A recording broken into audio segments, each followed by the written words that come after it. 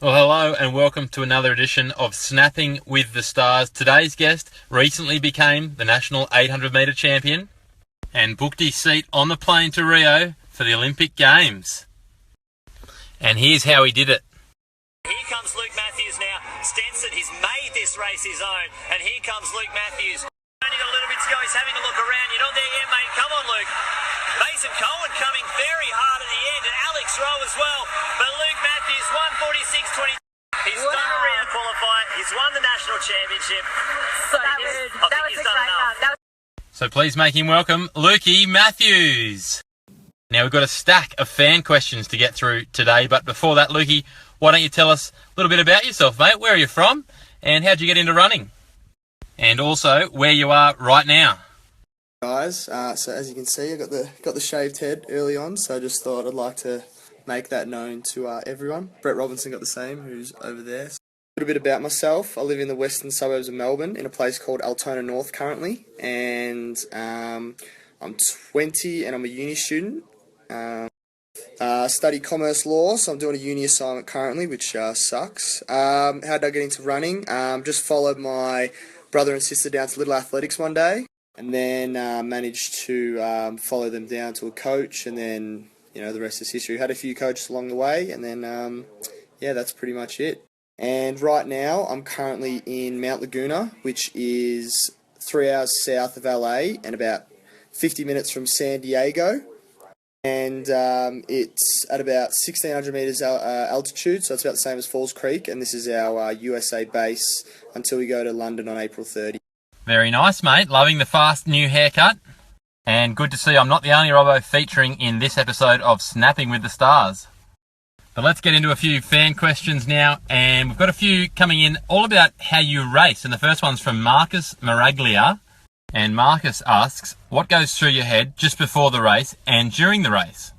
And another one here from Amelia Mazzadowney, who asks, do you plan your post-race celebration beforehand?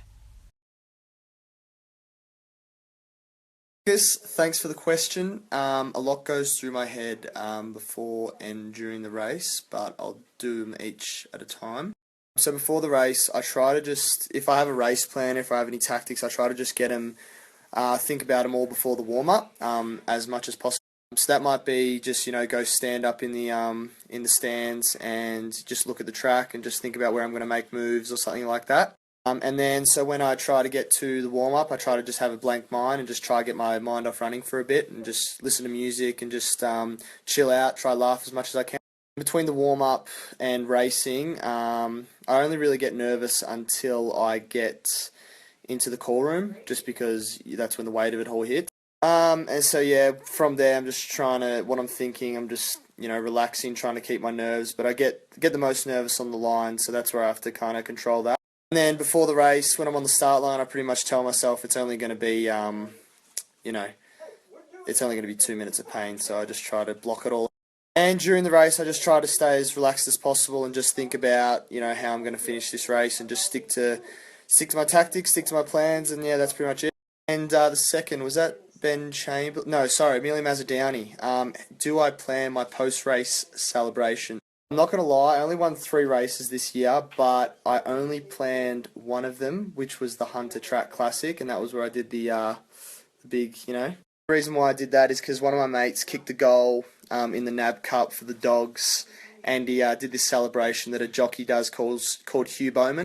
So that's what I was pretty much trying to do. I didn't really look that cool doing it, but yeah, on to the next questions. I don't know, mate. I think you look pretty cool.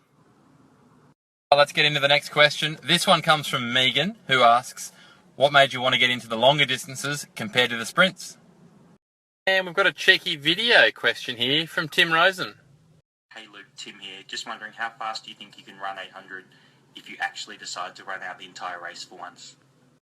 Megan, I think it was what made me get into distance. Probably just that I was following my brother and sister down to training, and they were going to a distance group. I used to do both when I was at Little Athletics, and then probably when I was about 12 and everyone started going through puberty, I couldn't really keep up with those guys. So yeah, that's pretty much that, and I haven't looked back, but sometimes with the sessions that we do and how long we have to run, I wish I was a sprinter at times.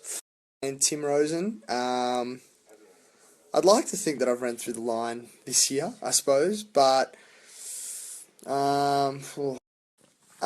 this year I would hope and I would absolutely dream to run under 144.4, but how quick I can run 145.116, because I'm pretty sure I ran through the line in Melbourne, I think, anyway. What's that song again? How does it go? I want to be a runner and I want to be fast like Lukey Mathews. Lukey, it's Mossy here. Hope things are well. A couple of questions from the fans. First one from the Hard to Lose twins. If you weren't a runner, what would you be doing and why?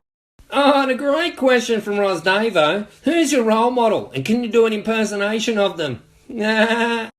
Thanks, Lily and Amy. What would I be if I wasn't a runner? If I wasn't doing running, I'd like to either be Jordan Belfort, Ellen DeGeneres, Leonardo DiCaprio, a postman, and Donald Trump, maybe. But in all seriousness, if I wasn't running, I'd probably be playing footy and be going out a lot more than I do. And one of my role models would have to be Nick Willis, just because we have a lot of the same interests in running and obviously away from running. And I'm not putting on an Irish accent, but my other person is Conor McGregor. Next question comes from Derek, who I know is a huge fan of yours, and he asks, do you think it'll be a Melbourne Track Club takeover for Rio? And a question from one of your Melbourne Track Club teammates, Kevin Batt. He says, who's your favourite world sports star, and have you been using my milk? Thanks, Derek. I think I've been your last name a few times on Instagram and Twitter, so thanks for getting around us. But will Rio 2016 be an MTC takeover? In Australia so far, I think it has been a takeover in terms of Rio spots.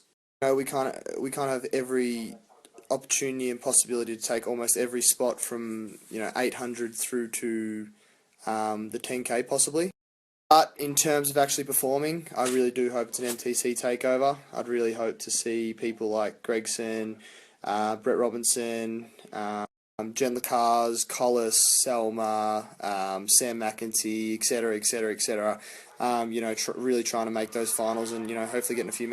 That's about it with the MTC takeover. It's in Australia. There's definitely a takeover, but in the world, slowly getting there. I hope. So thanks, Derek. You said that we're best friends, so thanks, Derek. You're my best friend, and miss you too. And Kev Batt, he was actually just in my room, but the person that I look up to, a role model, is Conor McGregor, and he's a star. When you sign to fight me, it's a celebration. You call home, you call your wife, we did it, baby. Conor McGregor made us rich. And I've been stealing your milk because I ran out of milk in the first 2 days, so I've been using 2 or 3 dashes a day for a cup of tea. Well, Lukey, thanks so much for spending time with us. We better let you get to bed. A couple of final things to run through. So, where can we follow you on social media? And speaking of social media, Grace Musgrove wants to know, is it better to be sweat famous or Insta famous? And we've had a lot of people asking, how did it feel to qualify for the Olympic Games in Rio? And as always, your final assignment, what would be your dream competition? Who you would race, where it would be, anyone, go. Follow me I'll put something in this little box here, but follow me there. Being Insta famous would be pretty cool, but I'd probably have to be, say, sweat famous, because I got a date off sweat once, and I'm sure I'd get more if I was famous on it. What was it like to cross the line? Absolutely amazing. It was probably the happiest I've ever been in. It was pretty much a dream come true, so I was pretty emotional, especially when I saw my mum, and just was a really good feeling. Being said, I've got 3 or 4 months of pretty hard training, so I've still got a long way to go, but to get that box ticked, it feels, amazing. And dream race, I really want to run there. I'd really like to do the Monaco Diamond League, and it would have to be the Olympic Games at Monaco again. And the people would be Ryan Gregson, Brett Robinson, Usain Bolt, John Stephenson, and Michael Johnson. And probably McLuffy, Kiprop, Hickam El Garouge, Seb Coe, Steve Cram, Steve Ovett, and just be like the greatest 1500 metre ever. Mixed bag goodies there, but I reckon Bolt might be able to beat Steve Cram. But yeah, Steve Cram's pretty cool. That's me, guys, saying good night from Mount Laguna in California. So thanks for having me. And Brett Robinson says good night too.